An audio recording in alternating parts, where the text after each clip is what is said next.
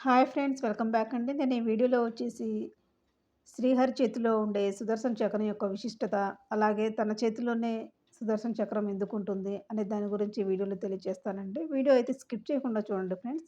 పురాణాల ప్రకారం శ్రీ మహావిష్ణువు యొక్క 4 చేతులు 4 దశలను అయితే సూచిస్తాయండి. అయితే వీటిలో ఒక చేతిలో ఉండే అత్యంత శక్తివంతమైన ఆయుధాలలో ఒకటైన సుదర్శన చక్రం విశిష్టత ఏమిటి?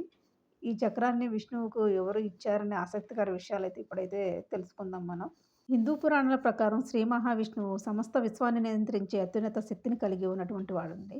అందుకే తనను విశ్వానికి రక్షకుడిగా పిలుస్తారండి. మనం నిత్యం చూసే విష్ణువు ఫోటోలు, వీడియోల్లో శ్రీ మహావిష్ణువుకు 4 చేతులు ఉంటాయని మనకు తెలుసు. అందులో కుడి చేతి పైభాగంలో పద్మం, మరో చేతిలో గద, ఎగువ ఎడమ చేతిలో వచ్చేసి శంఖం. అలాగే ఇవి మాత్రమే కాకుండా మరో చేతిలో సుదర్శన చక్రం అయితే ఉంటుందండి. ఈ చక్రానికి విష్ణుమూర్తి ఎందో అవతారమైనటువంటి గోపాలునికి అభినవ సంబంధం అయితే ఉందండి. ఈ సందర్భంగా విష్ణువు చేతికి అత్యంత శక్తివంతమైనటువంటి సుదర్శన చక్రం ఎలా వచ్చింది? తనకు ఈ చక్రాన్ని ఎవరు ఇచ్చారు అనే ఆసక్తికర విషయాలైతే తెలుసుకుందాం ఇప్పుడు. విష్ణువుకి సుదర్శన చక్రం ఎలా వచ్చిందో చూద్దామండి. హిందూ పురాణాల ప్రకారం కార్తీక మాసం శుక్ల చతుర్దశి తిథి రోజున శ్రీ మహావిష్ణువు శివయ్యను పూజించేందుకు ఓసారి కాశీకైతే వెళ్తాడు. కాశీకి వెళ్ళి అక్కడ మణికర్ణిక ఘాట్లో స్నానం చేసిన తర్వాత 1000 బంగారు తామర పువ్వులతో శివుణ్ణి పూజిస్తానని మొక్కుకున్నాడండి. అయితే సంప్రోక్షణ తర్వాత విష్ణువు పూజను ప్రారంభించిన వేళ శివయ్య తన భక్తిని పరీక్షించాడండి. ఆ సమయంలో ఒక తామర పువ్వునైతే తగ్గించడం అయితే జరిగిందనమాట. ఆ తక్కువైందని జెప్పేసి శ్రీ మహావిష్ణువు తన కళ్ళు తామర పువ్వులంటి పోలి ఉందని జెప్పేసి భావించాడు. అందుకే తనను కమలనయన, పుండరీకాక్ష అని కూడా పిలుస్తారు. అదే సమయంలో తామర పువ్వు స్థానంలో తన కళను సమర్పించాలని నిర్ణయించుకుంటాడు. తన కళ్ళను శివయ్యకు సమర్పించడానికి సిద్ధపడే లోపే శివుడు తన ముందు ప్రత్యక్షమై ఇలా అంటాడు: "ఓ హరి! ఈ విశ్వంలో నీలాంటి భక్తుడు లేడు." ఆ సమయంలో శివుడు శ్రీహరికి సుదర్శన చక్రాన్ని సమర్పించి, ఈ చక్రం రాక్షసులను నాశనం చేస్తుందని, 3 లోకాల్లో ఇది సాటిలేని ఆయుధమని చెప్పాడు. అంతేకాదు ఆ రోజున విష్ణువును పూజించిన వారికి వైకుంఠ లోక ప్రాప్తి లభిస్తుందని వరమిచ్చారనమాట అండి పరమశివుడు.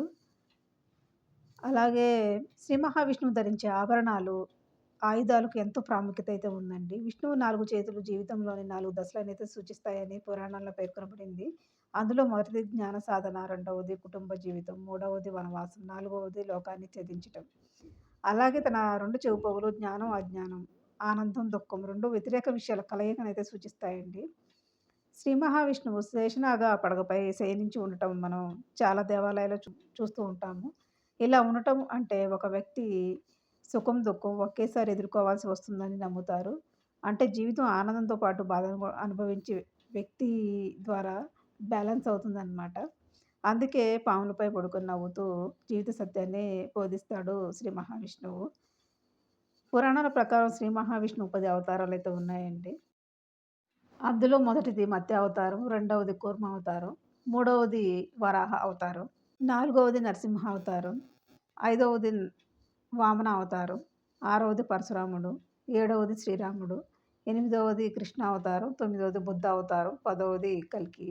అయితే కల్కి అవతారం ఇంకా తీసుకున్నప్పటికీ భూమిపై పాపం, చెడు పెరిగినప్పుడు కలియుగ అంతంలో విష్ణువే స్వయంగా కల్కిగా అవతరించి అధర్మాన్ని నాశనం చేసి ధర్మాన్ని కాపాడతాడని చాలామంది నమ్ముతారండి. ఇదండి వీడియో అయితే. శ్రీ మహావిష్ణువుకి సుదర్శన చక్రం ఎలా వచ్చింది?